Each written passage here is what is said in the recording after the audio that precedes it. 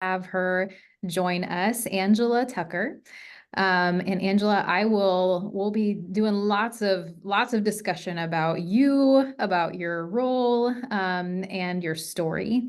But I also wanted to open the table up with how anything specific that you would like to introduce yourself with to this group. Sure. Hello, Oklahoma. I'm coming to you from Washington State, so I'm in the past, a couple hours behind you. I love speaking with professionals. Historically, we've really centered adoptive parents in conversations about adoption. And I know that as an adoptee, it was on clear display about a decade ago when this documentary about my search for my birth parents came out. And that documentary is called Closure. And it was really kind of home video footage that I wanted my husband to collect as I was not sure what I would find, but I knew I wanted to capture, maybe the first and last time I ever saw my birth mother and seemingly insignificant details too, like what kind of siding does my birth mom have on her house? Is her grass mowed? Things that people may not think is important unless you've lived, for me, 26 years of not knowing where it came from. And so my husband filmed this, and then he had this budding interest in film. He was working in real estate, but he started developing more of an interest. And if you've seen the film, you might notice that the camera gear got improved as the movie goes on. And that's because he found this to be a hobby. Anyways, long story short, that the film surprised us by Netflix and Hulu and Amazon calling and wanting to have it, which was just a shock because it was just home video footage. While we were doing the film festival circuit, I realized the adoptive parent centric nature of adoption in the sense that I would do a Q&A, talk about adoption through my perspective, Mhm. and afterwards all the adoptees in the crowd would come up to me and say, "Thank you so much for what you shared. This is oftentimes what is in my head, but I've never had confidence to say it out loud." And everybody else would flock to my adoptive parents and say things like, "Are you okay? I'm so like apologizing on my behalf. I'm sorry that she's critical of the adoption industry." This is what led to the title of my book being "You Should Be Grateful." That adoptees are really meant to kind of be silent um and so this is kind of my whole work, is that walking that tightrope of, I certainly have a great relationship with my adoptive parents. I'm grateful for that. And I wish I never had to be adopted. And being an adoptee is a complex thing. Um, so yeah, that's kind of the origin of all my work. And I'm just excited to have a conversation with you, Bonnie. Me too. Me too. Thank you, Angela. And just to kind of come alongside some of the things that you just shared, that I'm excited to hear more of your story and hear talk more about your book that just came out this year. But I've already read it maybe a couple times. Um, and and what I'm excited about, and what we've talked about quite a bit, is how important it is to develop more of those spaces for adoptees at any age to be able to have conversations about what it feels like to be adopted. And because it is a lifelong impact. And I think you're right. I think oftentimes we are really focused in a positive way. We're focused on supporting parents, supporting the family, and that's needed. But not always do we think about the lifelong and the adoptee specifically. What does that feel like? So I'm really excited, and I know we'll talk more before we hop off today about some incredible opportunities. Angela's going to join us in person in Oklahoma in September. We're going to do several different things. We're making her work as hard as we can in 2 days. Yay. So we'll share lots of good details and information about that coming up before we hop off today as well. But okay, so Angela, would you please, I do have some questions that I just want to make sure to touch on, but I also hope that this is just a very organic conversation. I welcome everyone to put questions in the chat. I'll be looking at those as we're having this conversation and trying to pull in questions that you have as well. But I think it would be great for us to start, if you don't mind, of just sharing with us your story.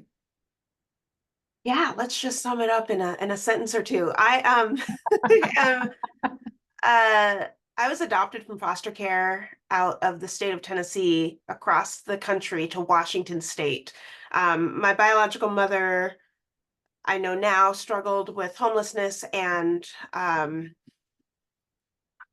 drug abuse, and my biological father never had the opportunity to know he had a child, had conceived a child. And so I was placed in foster care immediately from the hospital, and I had really awesome foster parents who loved me really well, something I'm so grateful for. Um, Oftentimes we hear people say, like, I could never become a foster parent because I would get too attached and I would hate to have to give them back or give them away.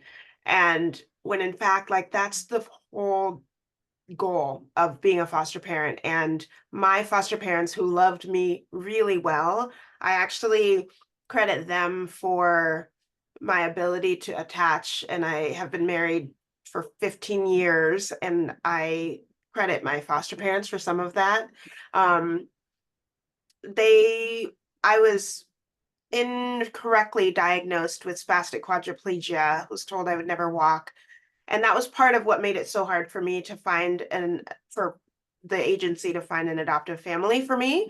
Um, but while they were looking, my foster parents did things like hours of kind of physical therapy on my legs in order to get my diaper on and off because my muscles were so tight. And I think that physical touch and that length of time was the balm that my spirit needed after being separated from my biological mother, who I had grown in and known. And even if her actions weren't the healthiest, it's what I grew to love and know. And I think it's a trauma to be removed from that, and a trauma that I've missed my entire life, up until I was 26, finding her. And that was just a joy. But it was also a joy to be reconnected with my foster parents in my mid 20s, where I was shocked at how connected to them I felt. We differ very widely in terms of our politics, our views, our religiosity, all of these things. My foster parents think have voted for Trump twice, and I will never. But, and I'm sorry to get into politics, but I'm just wanting to share the point that when I saw my foster parents, knowing our beliefs were so different, I was shocked at how I just couldn't get close enough to my foster mom. Like, I felt like I had known her so deeply and intimately, and I like felt like I loved her. The feeling I had with my foster mom was one that I thought I would have with my birth mother, which was just like, I know you, I love you. And I think that goes back to that year in care when they cared for me so well. So being moved to Washington State occurred because my parents had already adopted 7 other children, all with disabilities. And so they were seen as a great fit to take another kid with disabilities, didn't know my prognosis. Um, Bellingham, Washington is a city up near the border, near Vancouver, Canada, predominantly white city. I think they would describe themselves, even when I was growing up in the 90s, as like progressive kind of hippies. So a lot of well-intentioned white folks. In my book, I say Bellingham is it's just a beautiful, idyllic place to live, but there were more Black Lives Matter signs than Black people in our city. And so my Blackness and my identity has it's been tricky, even though there were people of color in my family. It really wasn't reflected outside in my school, in my neighborhood, and that sort of thing. Um, so fast forward to today, I this is what I do for work is I work really hard to center adoptees in conversations where otherwise we're kind of silenced or seen as perpetual children. You know, even a few months ago, I was speaking for the American Bar Association and their Center for Children in the Law. So all these attorneys and judges, and I was coined as the youth voice. And I am getting close to my 40s, but there is a Interesting. pervasive feeling that adoptees are perpetual children, that people will say, "Oh my gosh, you're an adopted child, how amazing." You know, and that need to kind of always have people often ask, like, what do your parents think about what you do? And um yeah, so my book came out about actually last April. And yeah, yes. Yeah, it's been Um, real. and I'm thrilled that it's out there and helping further the conversation. Absolutely. Wow, Angela, that is such an interesting concept I wonder how did you respond whenever you were coined as the youth voice in this conversation? My response is oftentimes, I think there's therapists here I saw and social workers, so maybe I'm in good company, but it's often to reflect it back to others. You know, like I might make a joke like, "Oh my gosh, do you need to card me? Like, do you think I'm under 21?" You know, and people are like, oh, wait, yeah, no, I know you're an adult. I'm glad that you can speak from the child's point of view.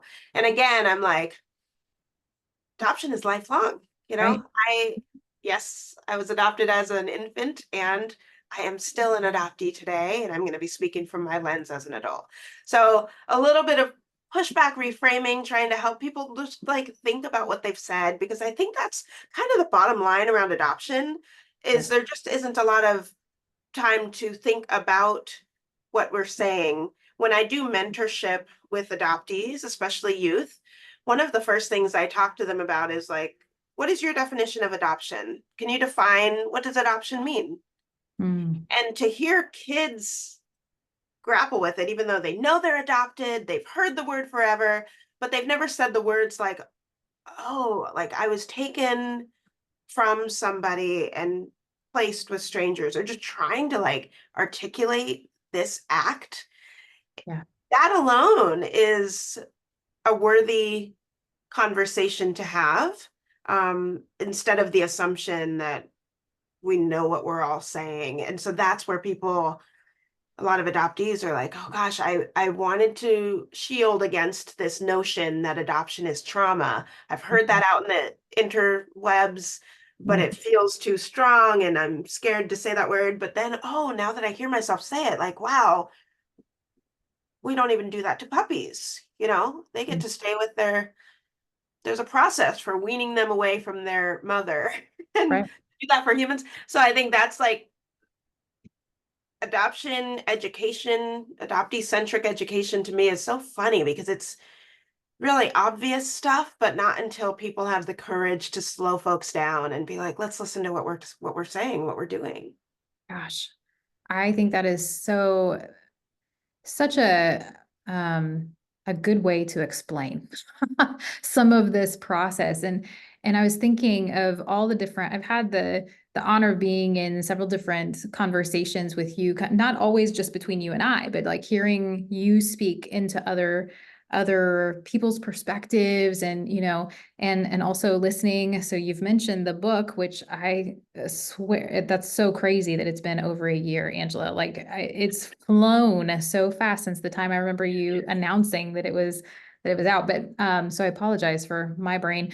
But so you've talked about the book, but you're also a podcaster, and I've heard you have these conversations with adoptees from all different perspectives.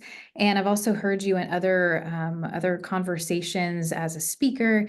And what I really appreciate about how you enter into the conversation and also speak into the conversation always is from that you use humor, but you come alongside and you challenge all at the same time.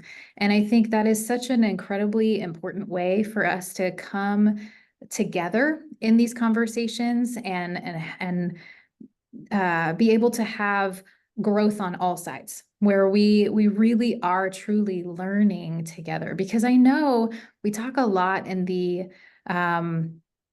kind of mental health professional world about adoption, excuse me, adoption competency. And one of those aspects of that is being aware of your own understanding of what adoption is, what it's always Yes. been, the history. And Mhm. there's a lot to dig into there, learn Yeah. about. And I know you go into some of that in your book about the impact of the history and how we've done adoption in the past on Yeah. today and our understandings. So important. I really think it's important to have humility. And actually, my book, the title, which is quote, "You should be grateful." Um, adoptees really quickly are like, "Oh my gosh, I hate it when people say that." I like they get the title. But I also want and am quick to point out, like, I've said this before in different contexts. Like one reason that we all are so familiar with this phrase is because most of us have actually said it. It's not just, oh, I've heard everybody else say it. Like it's Right. actually important for us to turn the mirror on ourselves. And so when I think about even being honest with myself about having thoughts like I really should be grateful, it's it's laden, and the underbelly of that is the assumption and the issues of class and race. The assumption that you went from rags to riches, and maybe the truth that I did. But the truth, it's not just that. Like, it's not, adoption doesn't happen in a vacuum. We all have single stories, but there is a reason why transracial adoption, for example, is predominantly white people adopting Black and brown kids. It's not just happenstance. It has to do with our history. Why are white folks in a different position? Why do white folks feel more entitled to want to adopt kids of color? I've interviewed Black middle class and middle to upper class Black parents or Black folks who want to become parents and said, would you adopt white folks? Would you adopt a white kid? And their response is usually like, no, why would I do that? I don't know anything about whiteness, white culture. I'm not, but for white people, it's like, oh, of course, I would absolutely love to have a Black, any child. And so thinking about like, why do those responses happen require us to think about our history. Yeah. People don't often think about America as actually a sending country too. We think like we adopt from Ethiopia, Haiti. Ethiopia is closed to us now for important reasons, but um, there are Black women who are voluntarily choosing adoption and choosing to not place their child in America because of they don't want their kids to grow up here. So we forget, and I think that's this, we can't talk about adoption, specifically transracial adoption, without understanding the founding of our country. And when people say, you should be grateful, sometimes those people don't even know what they're articulating. They certainly don't know my birth parents, my birth family, but the assumption that it was bad and that I was rescued from something terrible is thick. And where does that assumption comes from? There's truth to it. So that's where I feel like humility is really important. It's not a vengeance, typically. Um, Right. and for all the people here, it's your duty when you're working with adoptive parents that they aren't adopting without understanding all of this. Those conversations are your responsibility to have. So using what I said, you could say to white couple, like, why do you think they couldn't stay in their community? Why do you think they couldn't stay with their biological family? And if someone says like, oh, because their birth parents were drug addicts, why are their birth parents struggling with drugs? And go back to like, oh, generationally, like their birth parents struggled with poverty. Oh, their grandparents were impoverished. Okay, now we're at the Jim Crow era. They weren't allowed to be in this section of town. Like make sure that parents understand how they got to that position today so they can't just say like, oh, I'm so lucky I got to adopt you. That's not okay. Right. Right.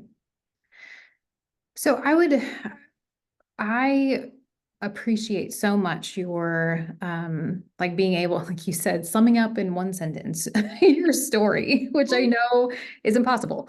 And there's so much to it. And I encourage everyone to the beautiful the reason, one of the reasons that Angela's book is so beautifully written is because it weaves together some of her story and her experience with other aspects of like what we were just talking about, important concepts, important things to think about as professionals, as parents, families.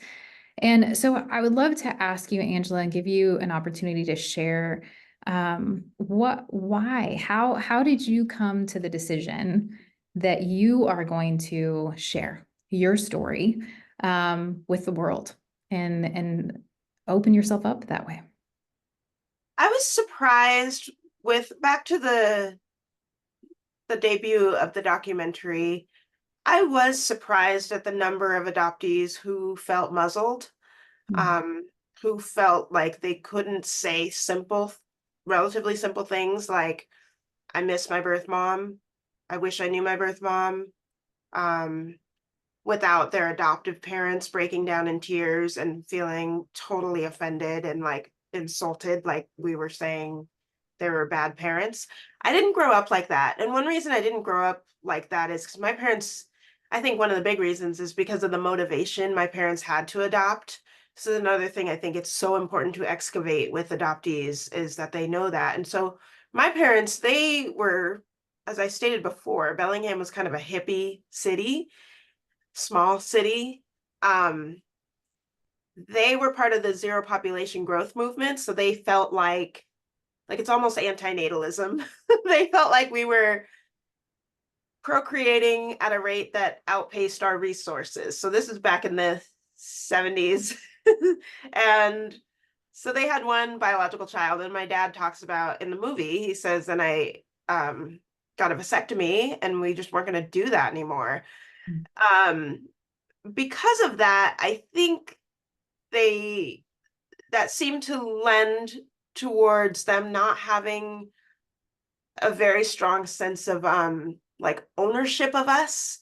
Mm. So they were very aware, like all of us came from other places, and they were often kind of curious, like, who did you come from? Where did this personality come from? Why are you so athletic? Like, so that was my upbringing for all of my siblings, as opposed to so many of the adoptees who I were meeting where their adoptive parents adopted because of infertility. And Mhm. so therefore, if their parents didn't grieve that, then the adoptee was really feeling that sense that the adoptive parents had, like, we wish that we could mold you into exactly what we really wanted, which was a biological child that would be just like us, and you're not acting like us, and that's a problem. Even if it was really subliminal, it was just the opposite of what I grew up with. It was I talk in my book about my ghost kingdom, which is a term coined by Betty Jean Lifton, I believe. And essentially it's like, well, in adoptee land, it's me fantasizing about who my birth parents were. So Brandy from Cinderella was my birth mother because I remember that movie? It was Yeah. groundbreaking. I was like, that's her. She gave birth to me. And then Magic Johnson, basketball player, big smile. He was my birth dad. Yes. And the ghost kingdom, it's not a nefarious place to be. You know, it's like all of us, maybe you dated somebody in high school and sometimes you wonder like, what would life be like if I married that person? Or what would life be like if I went to that college? Like that's all okay. It's not a bad thing to do that. Right. So in my family, even though my parents would say like, we're pretty sure Magic Johnson is not your birth dad, but we can totally see why you would think that. Yeah. That conversation just I've learned in the last decade just hasn't wasn't happening in other adoptees' homes. And that's tragic. Mhm. And so that really was the precursor for me recognizing that my story is not that unique. But what is unique is that I have parents that aren't offended by what I'm saying.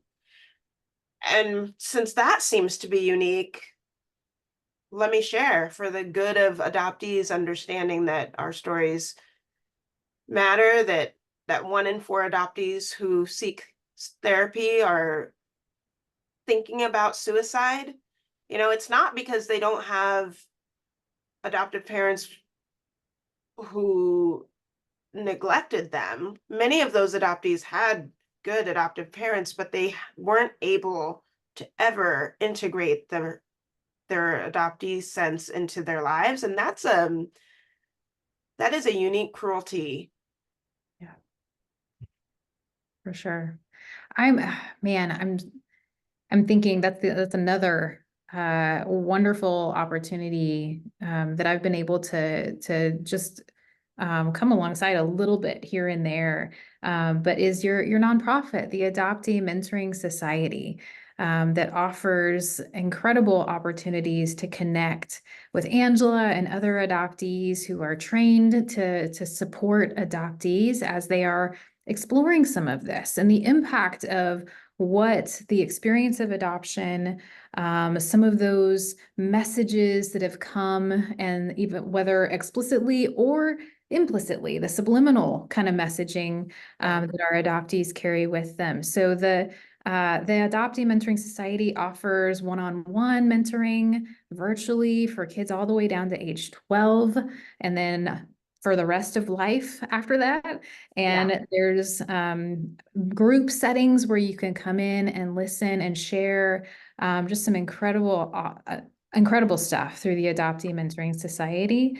And that makes me think I would love, Angela, for you to share anything else you want to about that program, about that agency, but also um, ask you the question along with that of what, especially for any adoptees that we might have on this call, what are some, I know again, this is like say it in a short sentence, which is a whole lot, but what are some of the hopes and wishes that you have for adoptees? What are you hoping to support them? Well, first of all, I just want to thank those of you who have your cameras on, especially the adopted chameleon, which do I know you from the internet? Yeah, yay.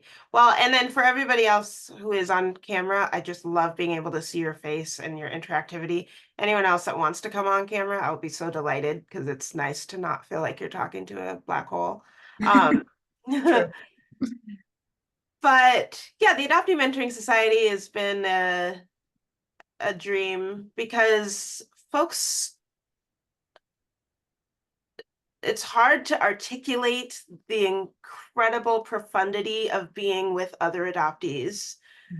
Um, Therapy is so important, and having adoption competent therapists is huge.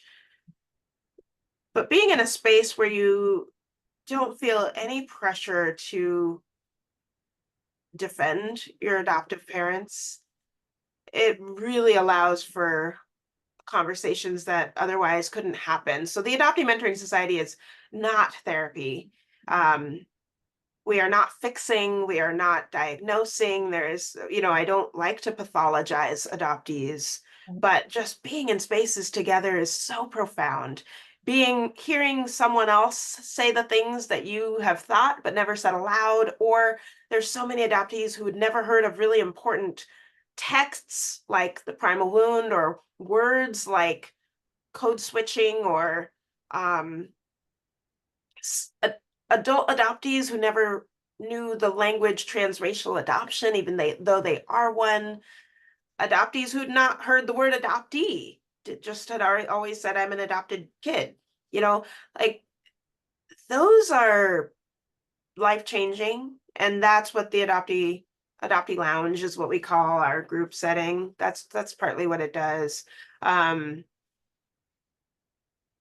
I think it also, what I'm proud of is that I think it helps adoptees move forward to get support if needed, like in therapy. They could find like know what they're looking for in a therapist. For example, for so many Black transracial adoptees, having a white therapist is hard, not because a white therapist isn't skilled, but because white therapists might really represent our adoptive moms in ways that I'll say you as a white therapist, if that's you, cannot simply just overcome. I had a white therapist for a decade that I thought was really helpful to me. But one of the reasons she was helpful was because she helped me understand that. For a long time, she would say to me, like, you're really smiley right now, and we're not talking about happy things. Do you think you're trying to protect me? And I was like, I don't think so. And she was helping me see the ways that I was really thinking of her as my mom and trying to like ease things. And so now I have a Black transracial adoptee therapist, and I'm really happy about that. But I think for the Adoptee Mentoring Society, helping all of us recognize like what exactly we need instead of just like, I'm adopted, things feel off, I don't know why I'm here, and hoping that a therapist can help us, which they usually can't. um, I'm proud that AMS, the Adoptee Mentoring Society, can help us narrow in. You know, maybe it's like, I'm gonna seek a reunion, but I want to make sure my boundaries are in check. You know, I'm so thrilled if an adoptee says, I'm gonna do therapy and I know that's my goal, as opposed to just like, kind of, I don't know what's wrong. So helping narrow in and hone in on the it is really exciting for me. I love that. That's so good. So speaking of adoptees potentially on this call, let's shift it a little bit to, I know we see in the chat, we have quite a few parents on here. What do you think are some of the most important things that you would like to share with parents? Yeah. Um, Let me take that twofold. I want to speak with one regard to race and then one non-race related. Race related, I think there's so many white transracial adoptive parents who are really well intentioned, and they'll say things like, you know, I tell my child that they're beautiful all the time. I just don't know why they want to like straighten their hair or have a wig or a weave that's like Eurocentric beauty standards. I tell them I love their afro. And they think that's enough. And I want white adoptive parents to know that's not enough. Like, you actually need to move to a different place where we can see ourselves reflected, so that society is telling us you're beautiful. Because if in our house we hear that from you, but then we go outside and we're hit with all these microaggressions, like, your love is not going to outweigh that, unfortunately. Like, you can keep on telling us you think you're beautiful, but I think it was Lupita Nyong'o who gave this incredible speech. She's not an adoptee, but she gave this speech because she's really dark skinned, and in Hollywood being really dark skinned is not cute, unfortunately. Like, in America, we like our Black women bright skinned. We like them Beyonce, Rihanna, like. So Lupita has parents who love her and told her that. But in her speech, she was like, I didn't believe it until she saw this dark South Sudanese model hit the global stage. And that's when she's like, oh, okay, maybe I can do this. Maybe I can succeed in Hollywood. So I think it's kind of the same message. Like, also, we can't believe something to be true, that you love us, that you love our people, that you're not colorblind. If you don't have any friends that look like us, like any people that are coming in and out of our house all the time, then your message isn't isn't going to stick. So I think those are really important things. It's like almost needing to outsource some parenting duties to people who look like us. It's kind of harsh. I know adoptive parents don't love that because you want to be everything for your kid. But I think, like, I think about something less. Maybe another example is I love reading. I've always loved reading. And my mom, she told me this story that one time she was like, Angela, I think you'll love this book. It's called such and such. And I'm like, cool, mom, thanks. And I must have been in middle school. And somehow I came across a Black woman who said, I think you might love this book.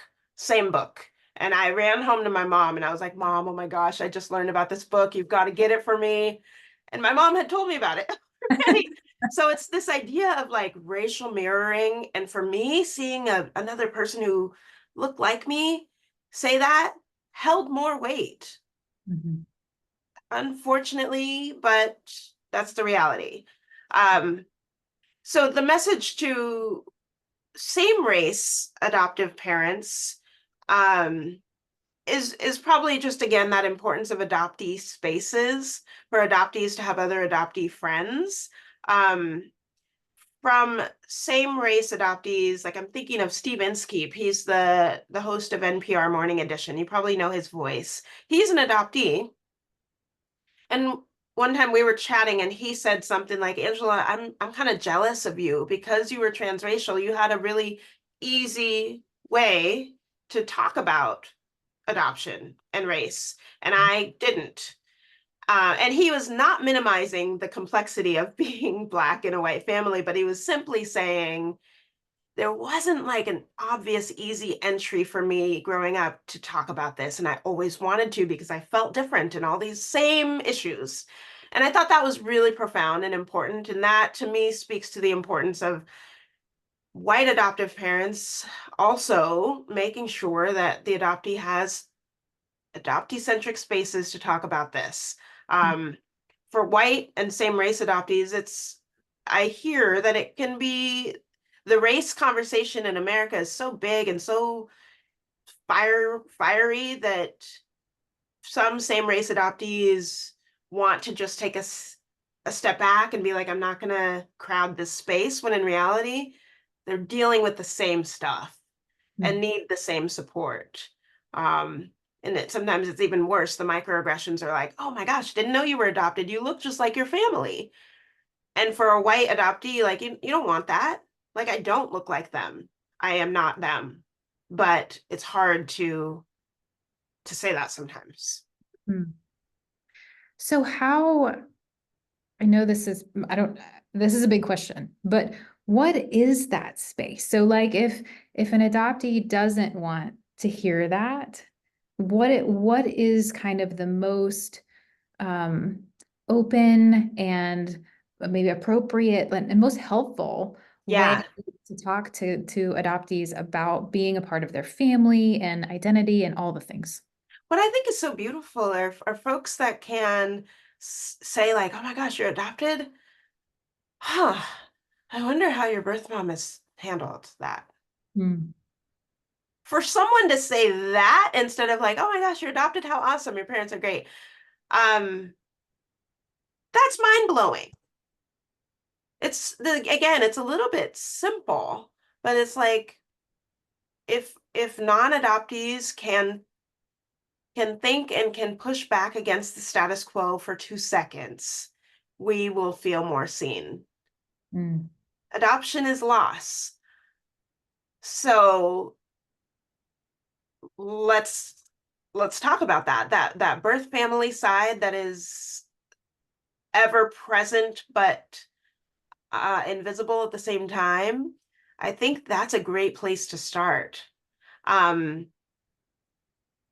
the ambiguous loss concept is one that I talk about in my book, which ambiguous loss means that it's well, it can be two things. It can be someone that is physically present but psychologically absent. So some people grow up with somebody who's there, but they're not like tuned into you. Or for adoptees, someone who's psychologically present, but physically absent. And that's our people. So what I think is helpful is the people who identify that and Yeah. know that in stating that, we aren't, you're not also saying your adoptive parents are bad or anything like that.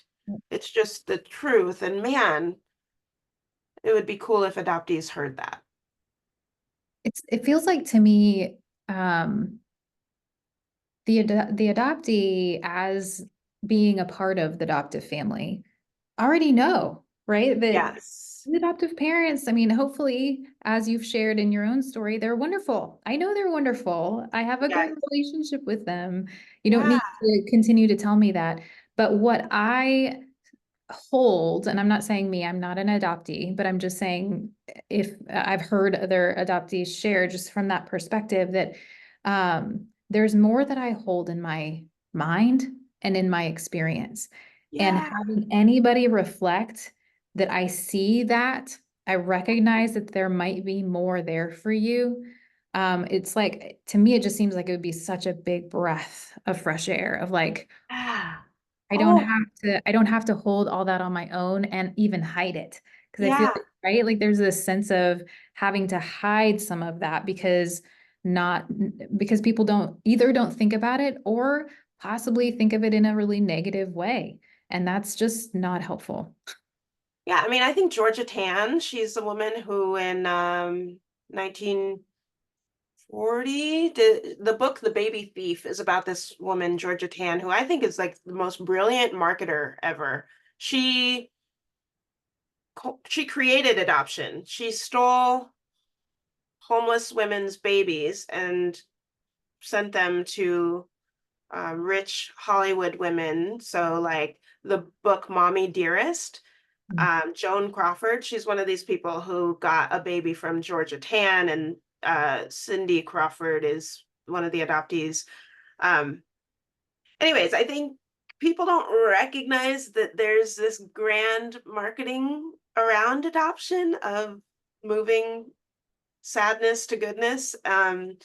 We did this with the orphan trains, where we would put homeless kids on a train from the north, from New England, and they would go all the way to the Midwest. And it's like, it's again, it's our history informs the stereotypes that we have today.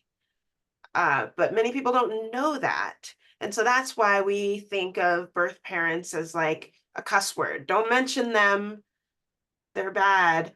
Um, our history around the baby scoop era, which is in the 50s and 60s, when we sent women away to, that was Laura, yeah, when we sent women away to give birth and to then reintegrate with their family as though nothing ever happened, the great shame, the great secret, Mhm. like that is still pervasive in many people's thoughts about what adoption is, when in reality, where is the support for birth parents, in my book, I like to use the words of some of my young mentees who feel comfortable enough to say to me things like, wait, I just learned that my parents paid $30,000 to adopt me, but why couldn't some of that money gone to my birth family? Would they have been able to keep me?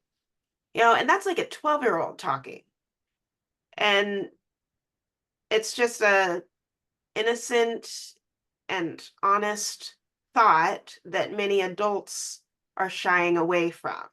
Why don't we try to preserve families? Um, yeah. Yeah. We have some good comments and questions popping up in chat. So I'm going to pull over.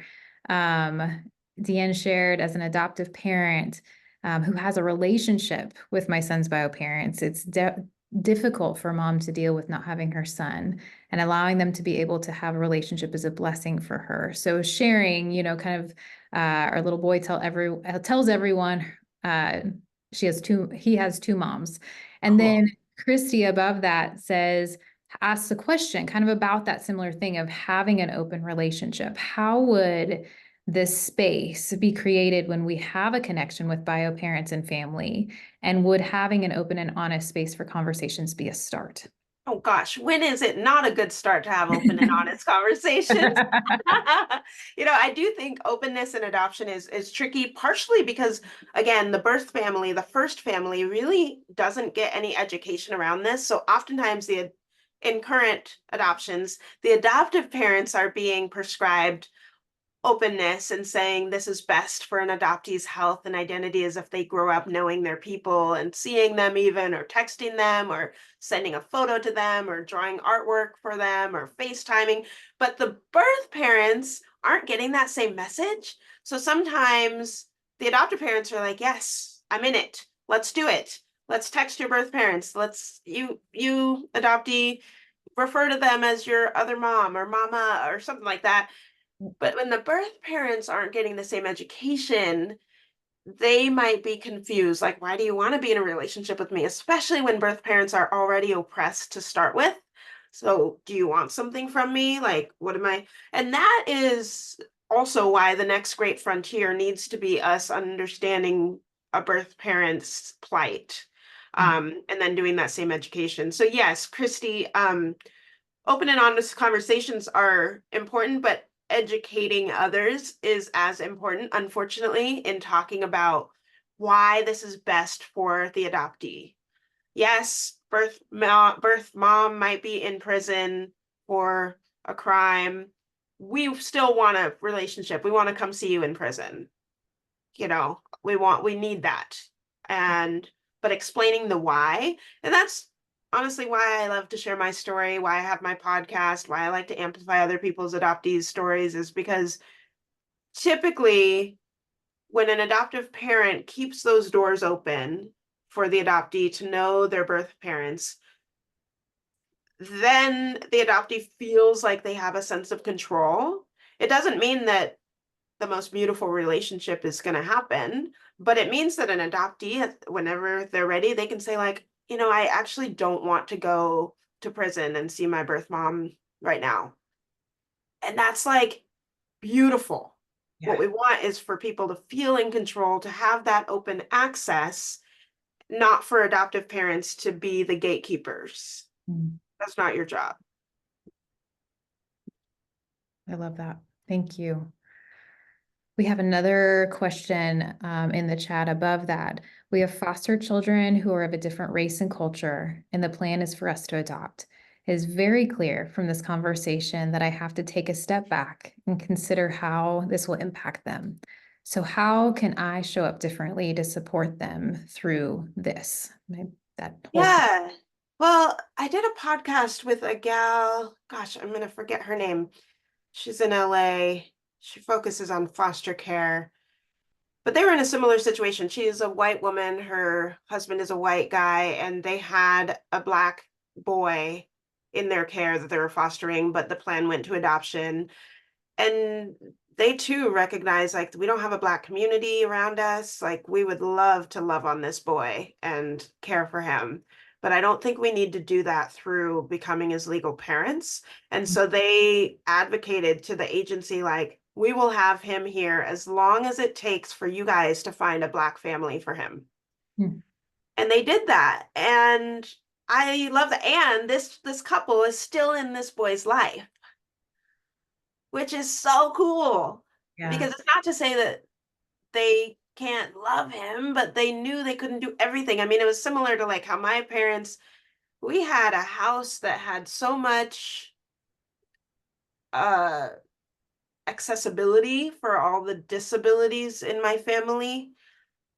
My sister was cerebral palsy, can't walk, so all the stairs had like lifts, and it was just they knew that they could not only love us, those of my siblings with different disabilities, but they had the tools to care for us. Mhm. And I would say outside of race, for me being not raised in my culture at all, but in that way of physical disabilities. So I think it's not too dissimilar from that. So I think it weighs on white adoptive parents' conscience when they don't do everything they can do to advocate for the best home. So if you do that and just say, we think it's really important that this child grow up closer to their roots, or however you want to word it, and I can help you with that. I do a lot of consulting around this. Um, if you don't do that, even if you're met with the social worker being like, we can't find any, which is another issue, but at least you've advocated and you can tell your child, like, we tried Mm. with confidence. Yeah. That's really important. Um, and then also, yeah, there are things that if you do end up adopting the child of color, there are things like I've talked about, finding a community of color for the child, which I know a lot of white people are like, oh gosh, it's just so hard. How do I find people of color? And it's like, well, that's a problem. Yeah. Um, Again, no judgment, but to think about your world without people of color up until now, like honestly, kind of sad. Um, Diversity is so enriching, and so there are those steps you can take. And then, like I'm trying to create different programs and things for adoptees to be connected across no matter where they are in the world, which is helpful too. Right. Right. Ah, There are different camps too that I mhm. think are important for adoptive parents to know about, like Pact Camp, which occurs on both the East Coast and the West Coast in the summer, is a transracial adoptive family camp. So adoptees, their parents, it's a week long, usually in like a ski resort, so in the summer Nice. they don't do anything. So the kids get to do all the camp stuff, but then the parents get education. So I do a lot of teaching at those kinds of camps. And then all the counselors are usually either people of color or people of color and adoptees.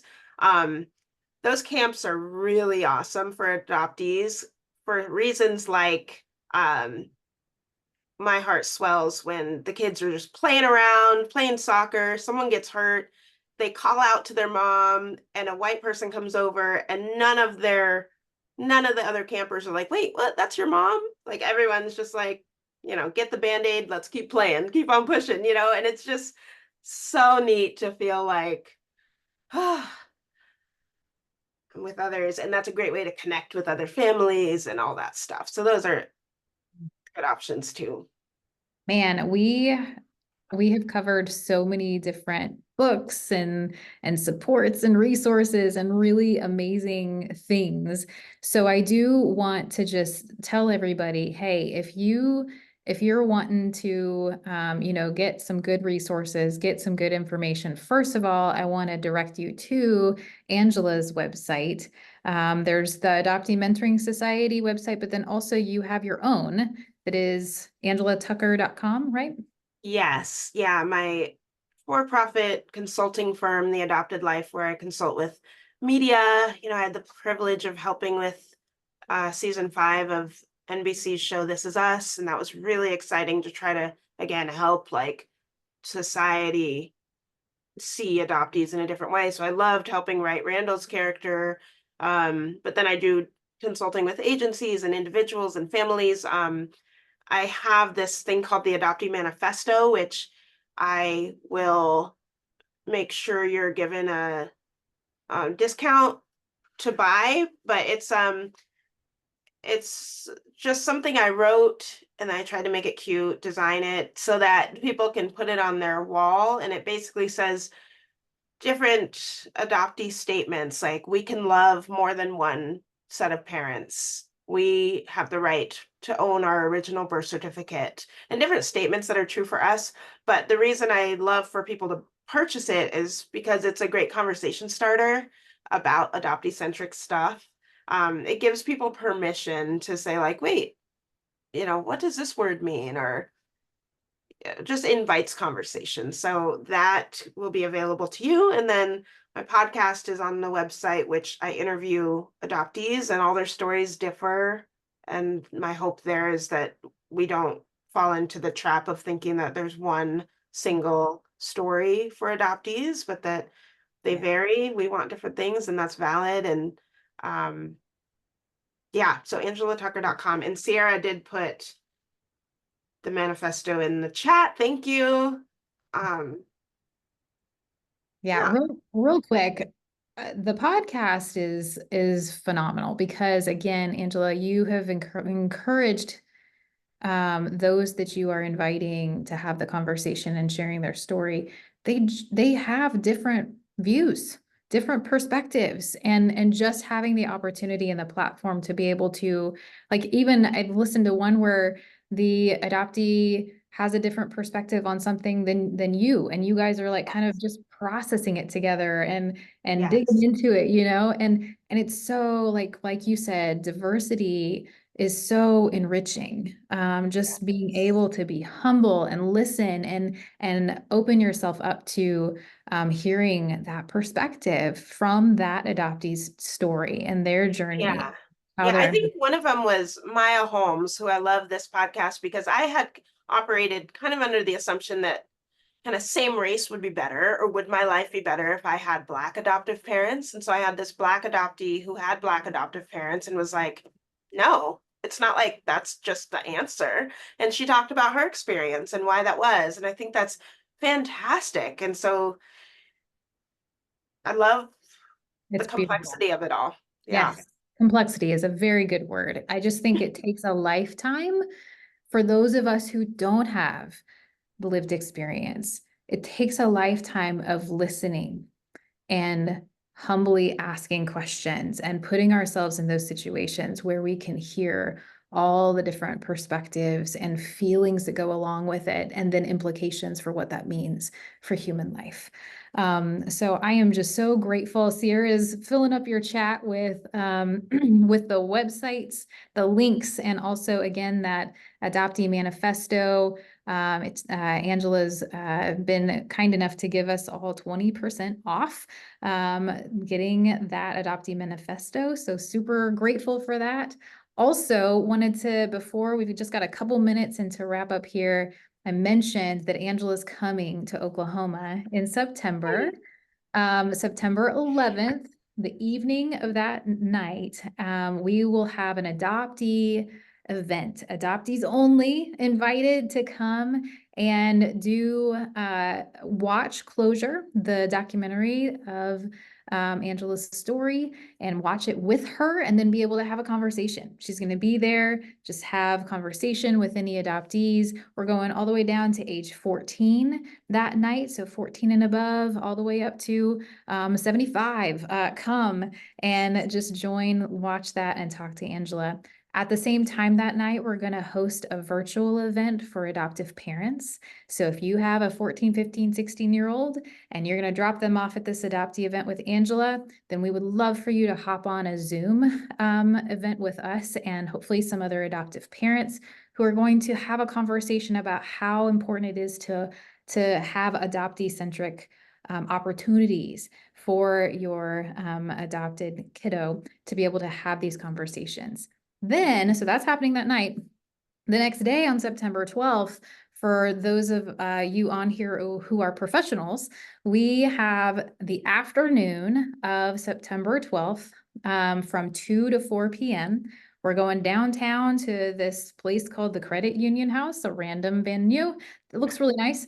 And Angela is going to facilitate a panel of adoptees to have more of this conversation to support our child welfare and mental health professionals in understanding and going in depth on this. Last thing also, like I said, we're keeping her busy that morning. For any of you who are in the Norman area, especially any OU students or faculty, we'll have a conversation similar to this, but have an Angela in person, where we're just gonna have an informal conversation, open up to some questions, and at Zaro Hall on Norman campus that morning from 10:30 to noon. So put it on your calendars. Sierra, thank you for putting all the flyers with the detail information into the chat as well. But September 11th and 12th, we are so grateful, so excited to have Angela with us. And I cannot thank you enough, Angela, for spending your time, sharing your story and your heart with us. I know it's been a great conversation. I really I've appreciate loved it. I can't wait to meet everybody. Adoptees in the audience, reach out to me, especially about the adoptee only event and perhaps the panel. Um, you can find me on Instagram at Angie Adoptee or wherever. I'm everywhere. it. That's But yeah, all. I can't wait to come meet everyone in person. So grateful. Thank you. We hope that you have a wonderful rest of your day. Guys, reach out to us for any support. We will get you connected. Bye-bye. Bye.